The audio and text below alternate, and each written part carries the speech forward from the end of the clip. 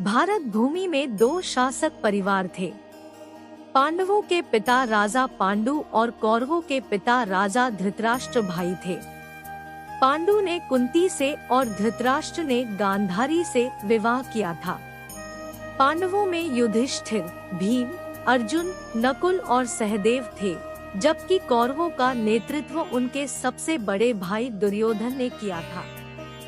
अंधे होने के कारण धृतराष्ट्र ने राज्य का मार्गदर्शन करने के लिए अपने विश्वसनीय सलाहकार विदुर को नियुक्त किया। हालांकि दुर्योधन ईर्ष्या और महत्वाकांक्षा से प्रेरित होकर पांडवों से नाराज हो गया और अपने लिए सिंहासन पर दावा करना चाहा। उसने अपने चालाक चाचा शकुनी के साथ मिलकर स्थितियों को अपने पक्ष में करने की साजिश रची। पांडवों को उनकी प्रजा, शिक्षकों और यहाँ तक कि देवताओं सहित सभी से प्यार था। युधिष्ठिर, जो अपनी सत्यनिष्ठा और बुद्धिमत्ता के लिए जाने जाते थे, को युवराज चुना गया। इससे दुर्योधन की ईर्ष्या और भड़क गई।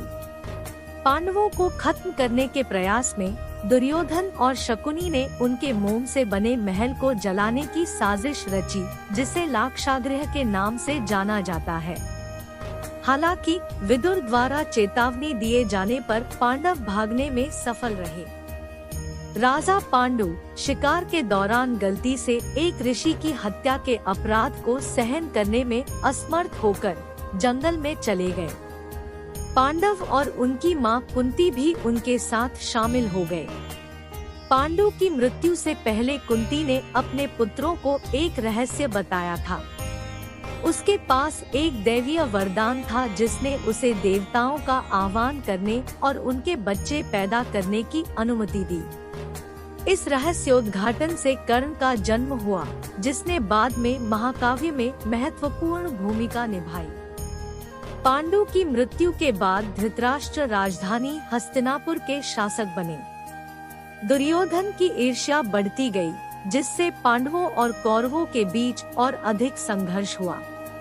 प्रतिद्वंद्विता इस हद तक बढ़ गई कि दुर्योधन ने पांडवों के भोजन में जहर देकर उन्हें मारने का प्रयास किया। चमत्कारिक ढंग से पांडव बच गए। दोनों परिवारों के बीच विवाद को सुलझाने के लिए एक टूर्नामेंट आयोजित किया गया, जिसे राजस्थान के नाम से जाना जाता है। ब्राह्मण के वेश में अर्जुन ने प्रतियोगिता जीती और पांचाल की राजकुमारी द्रौपदी से विवाह किया। हालांकि जब पांडव द्रौपदी के साथ अपनी मां कुंती के पास लौटे और अपनी जीत की घोषणा की, तो उनके रहस्य से अनजान कुंती ने उन्हें निर्देश दिया कि वे जो कुछ भी लाए हैं उसे आपस में बराबर बराबर बांट ले। इसलिए द्रौपदी ने सभी 5 भाइयों से विवाह किया। कौरवों ने अपनी नाराजगी से आग बबूला होकर पांडवों को पासे के खेल के लिए चुनौती दी। शकुनी ने अपने कपटपूर्ण कौशल का उपयोग करके खेल को कौरवों के पक्ष में कर दिया। जुए की लत से बचने में असमर्थ युधिष्ठिर ने दांव लगाना जारी रखा और अंततः अपना राज्य, धन और यहाँ तक कि द्रौपदी सहित सब कुछ हार गए। परिणाम स्वरूप पांडवों को अपने राज्य से 13 वर्षों के लिए निर्वासित कर दिया गया, जिसमें 1 वर्ष अज्ञातवास में बिताया गया। अपने निर्वासन के दौरान पांडवों को कई चुनौतियों का सामना करना पड़ा। उन्होंने जंगलों में यात्रा की, पौराणिक प्राणियों का सामना किया और ऋषियों और देवताओं का आशीर्वाद लिया। ऐसी ही एक मुलाकात ऋषि व्यास से हुई, जिन्होंने युधिष्ठिर को जीवन, कर्तव्य और आध्यात्मिकता का सार बताया। अपने निर्वासन के 13वें वर्ष में पांडव भेष बदलकर विराट राज्य में रहने लगे। अर्जुन ने बृहन्नला की पहचान मानकर राजकुमारी उत्तरा को नृत्य और संगीत सिखाया। जब राज्य को एक पड़ोसी राजा से खतरा हुआ, तो अर्जुन ने अपनी असली पहचान बताई और विराट के राज्य की रक्षा में मदद की। अपने वनवास के पूरा होने के बाद पांडवों ने कौरवों से राज्य का अपना उचित हिस्सा मांगा। दुर्योधन ने जिद पर अड़ते हुए उन्हें जमीन का एक छोटा सा टुकड़ा भी देने से इनकार कर दिया। भगवान कृष्ण, जो पांडवों के विश्वसनीय सलाहकार और मित्र थे, ने शांतिपूर्ण समाधान निकालने का प्रयास किया लेकिन असफल रहे। महान कुरुक्षेत्र युद्ध के लिए मंच तैयार किया गया था, एक ऐसी लड़ाई जिसमें दोनों पक्षों के अनगिनत योद्धा शामिल थे। युद्ध 18 दिनों तक चला और इसमें शक्तिशाली द्वंद्व और महाकाव्य लड़ाई देखी गई। भगवान कृष्ण के मार्गदर्शन में अर्जुन ने बहादुरी से लड़ाई लड़ी और अपने अद्वितीय तीरंदाजी कौशल का प्रदर्शन किया। भीम ने अपनी अपार शक्ति का प्रदर्शन किया। नकुल और सहदेव ने अपनी युद्ध कौशल का प्रदर्शन किया और युधिष्ठिर ने ज्ञान और धार्मिकता के साथ नेतृत्व किया। पूरे युद्ध के दौरान भगवान कृष्ण ने भगवत गीता के माध्यम से अर्जुन को अपना दिव्य ज्ञान प्रदान किया और युद्ध में लड़ने के बारे में उनकी शंकाओं और दुविधाओं का समाधान किया।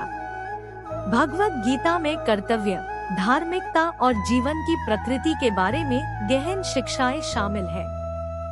कुरुक्षेत्र युद्ध के परिणाम स्वरूप भारी विनाश और जनहानि हुई।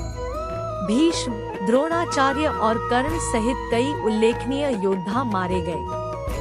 अंततः दुर्योधन, जो युद्ध को भड़काने वाला था, भीम द्वारा एक भीषण द्वंद्व में मारा गया। युधिष्ठिर को राजा के रूप में ताज पहनाया गया। उन्होंने हस्तिनापुर राज्य में शांति और समृद्धि बहाल की। हालांकि वह युद्ध के दौरान जानमाल के नुकसान के लिए अपराध बोध और पश्चाताप से ग्रस्त था। आध्यात्मिक मुक्ति की तलाश में युधिष्ठिर अपने भाइयों और द्रौपदी के साथ हिमालय की ओर यात्रा पर निकल पड़े। यात्रा के दौरान एक एक करके सभी पांडव गिर गए और मर गए, केवल युधिष्ठिर और उनके साथ वफादारी से आए कुत्ते को छोड़कर। जब युधिष्ठिर स्वर्ग के द्वार पर पहुँचे तो उन्हें बताया गया कि वह प्रवेश कर सकते हैं, लेकिन कुत्ता प्रवेश नहीं कर सकता। युधिष्ठिर ने कुत्ते को छोड़ने के लिए अनिच्छुक होकर प्रवेश करने से इनकार कर दिया। तब यह पता चला कि वह कुत्ता भेष में भगवान धर्म था, जो युधिष्ठिर के गुणों की परीक्षा ले रहा था।